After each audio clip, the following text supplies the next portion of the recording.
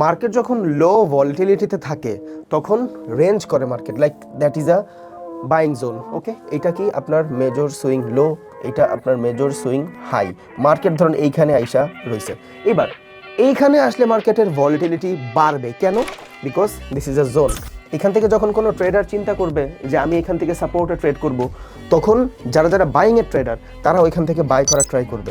যারা যারা চিন্তা করবে যে এটা তো ব্রেক ডাউন হবে, ওরা এখান থেকে সেলিংয়ের ট্রাই করবে। সো এই জোনে আসলে মার্কেটের ভিতরে ইম্পালসিভ মুভ আসবে। That's the reason, that is the zone of volatility. আবার এইখানেও যখন মার্কেট যাবে, দিস ইজ দ্য রেজিস্ট্যান্স।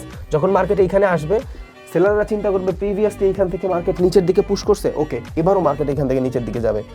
বিভিন্ন টাইম ফ্রেমের ট্রেডার ফ্র্যাকটাল যেদিন পড়াবো আইসিটির, ওই দিন বেটারভাবে বুঝবেন ইনশাআল্লাহ, যেটা আমরা প্রাইস অ্যাকশনে মাল্টি টাইম ফ্রেম অ্যানালাইসিস বলি। সো মার্কেট যখন এইখান থেকে আসবে, উপরের দিকে যখন যাওয়ার ট্রাই করবে, বাইরেরা ভাববে যে মার্কেটের ভিতরে বস ক্রিয়েট হচ্ছে, মার্কেট উপরের দিকে যাওয়ার ট্রাই করতেছে।